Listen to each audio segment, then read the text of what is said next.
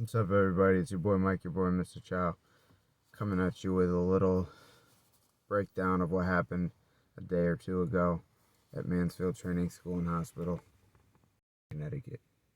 I had an awesome, extreme, would have been one for the books video, lost the video. I don't know if it was something to do with what we encountered, supernaturally speaking, that erased the footage, or if it was just a glitch or whatever the case was, but it's gone. Basically, we were busted by the police ultimately, but I'll get into that in a little bit. Basically, I met up with, I had to pick up a couple buddies I know through social media. We invited them to kind of add to the crew, to the vibes. First time meeting them, they were awesome. Shout out to you, Justin, and you, Atari. You guys are awesome. So with that being said, picked them up from New Haven, headed back up to Berlin, Connecticut, New Britain area where I live. Then we shot back down to Meriden, Connecticut, picked up Alina's sister, met up at McDonald's. From there, we basically waited for another friend to get dropped off. I think she took an Uber to where we were at McDonald's in Meriden. And we had two cars at that point because Alina, my girl's sister, and her boyfriend, my brother-in-law per se, if you want to say that, put it that way, where they pulled up in their car. So we took two cars. The boys went in this car, the car I'm sitting in now, doing this video, and the girls went in the other car, and we drove up to Mansfield. So yeah, let's get into this. Anyways, we pull up. It takes about an hour, give or take, a little less to get there. With that being said, we pull up, we park. Everything feels fine. I felt the vibes right when we pulled in the parking lot. Had the chills. The hair was standing up on my arms. The place is very haunted, but I'm not going to go into details regarding that at this point in time. I will later in this video. Don't know how long this video is going to be, playing it by ear, but I'm going to continue on. So yeah, so we park up. We head to our first building. I was there 3 days prior. There was a hole in the fence the day I went, or the night, early morning, 3 a.m. that I went. It was patched up, boarded up. Couldn't get in. So we went to another building. The staircase that led up to the door that was unlocked, always unlocked, they took down the whole staircase, so we couldn't even get in that way. So I ended up going through a hole in the fence with my boy Alec. I ended up slipping on black ice, getting this gnarly, I can't even get to it, but gnarly cut. Look, it's scabbed up right now, on my arm, my forearm, what have you, whatever you want to call it. And from there, we couldn't find an access point. There was one broken or open window, but it was like a 3-panel pane window. So we basically had this is my first time doing this, but I'm not going to mention names who did it, but one of us busted out the bottom window so we could gain access, all of us, the whole crew, 7, 8, 9 of us, however, I think 8 of us were there present that day, a couple days ago, whatever. And we got through that window. We busted it open with a heavy boulder rock type deal going on. And we had to kick it to break the remaining parts of glass that remained. Anyways, we get inside. The girls kind of did their thing, did their little TikTok videos in the basement. We went our separate ways to find. This specific building has a room with a satanic star on the floor, with chairs around it. This time, however, when we went there was something completely unexpected. I don't know if you know what a Dybbuk box is, but a Dybbuk box basically has a demon sealed inside the box. Not supposed to touch it, let alone open it. Right when I got in there, I didn't even see the Dybbuk box. I was just focusing on the footage, that I was taking, setting up my camera, getting good photography, videography, etc., etc. But with that being said, my boy Justin's cousin was like, "Yo, Alec, which is my brother-in-law, he's like, open it." Alec opens it. Right when I forget if it happened right before or after. I think it happened right after. We hear a door slam. When I was in this room like 3 months prior, same thing happened. I heard a door slam out of nowhere.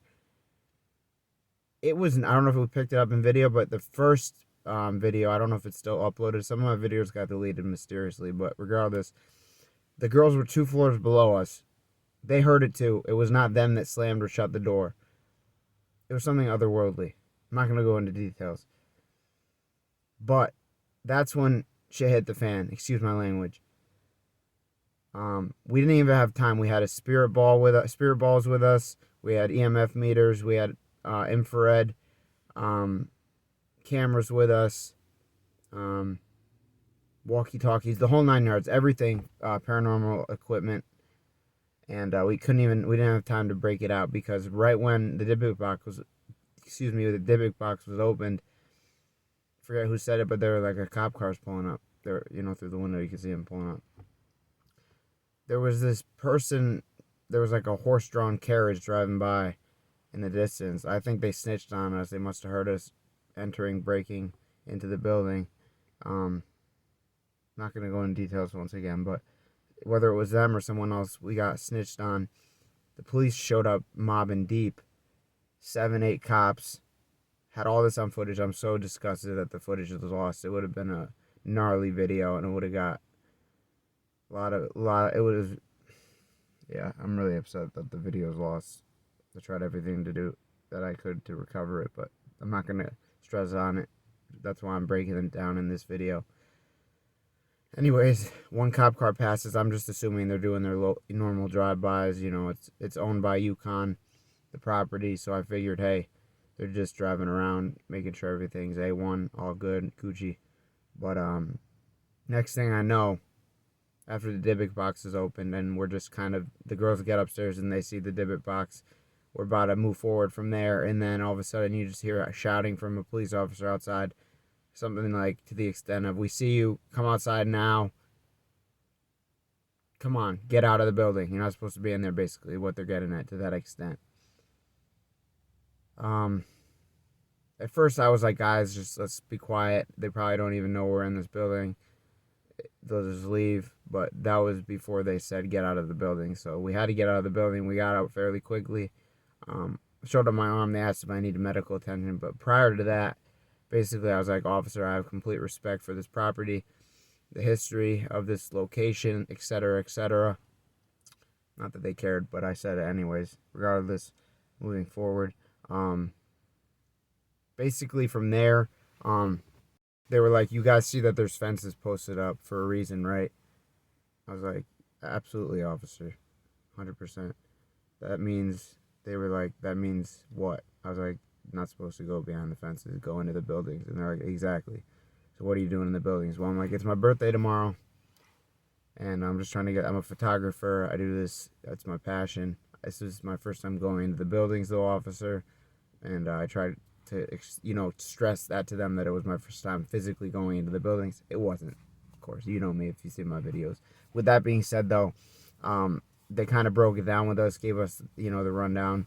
We had to give them all our IDs, our licenses, names, numbers, the whole 9 yards, everything. And we thought we were at bare minimum going to get a ticket. If there were 2 or 3 of us, they would have probably arrested us, potentially. Don't quote me on it. Don't definitively, mark me down as saying that. But they didn't.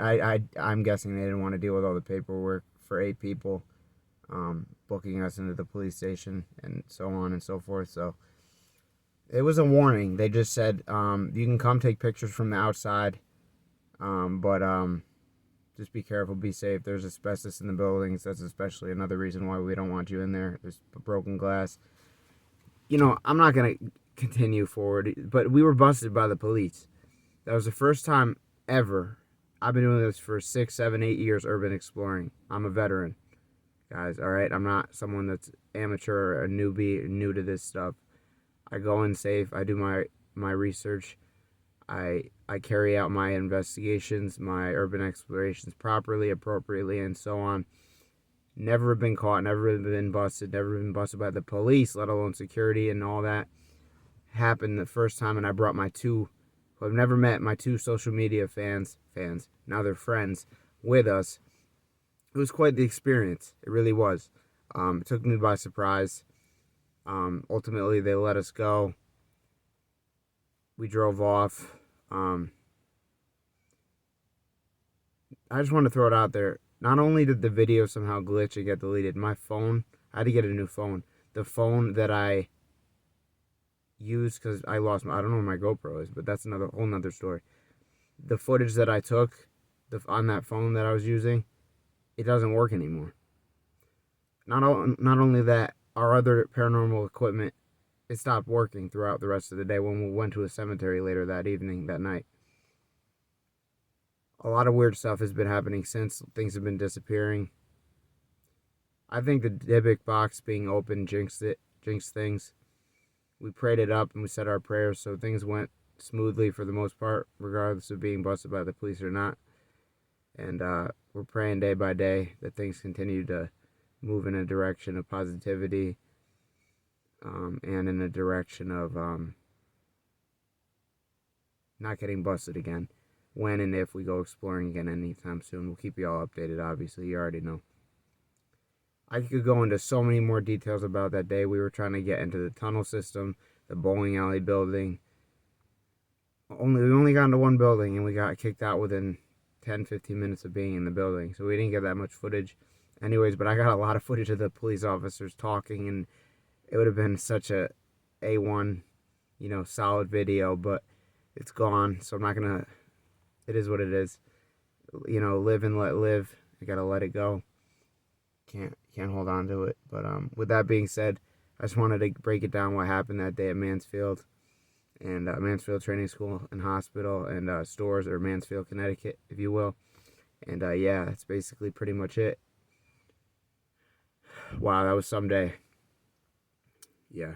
So with that being said, if you guys like this video, drop a like down below, drop a comment down below. Let me know if you've been to Mansfield in Connecticut, the training school and hospital yourself, or feedback in general. I appreciate, love the feedback in the comments, so drop that comment down below. And you already know, if you haven't already subscribed, smash that subscribe button for more content coming out soon in the near future. Excuse that Band-Aid. Nasty as hell. Excuse my language. But yo, for real. Subscribe, and as always, until next time, cheers and ciao. Be easy, guys. Peace. Catch y'all later.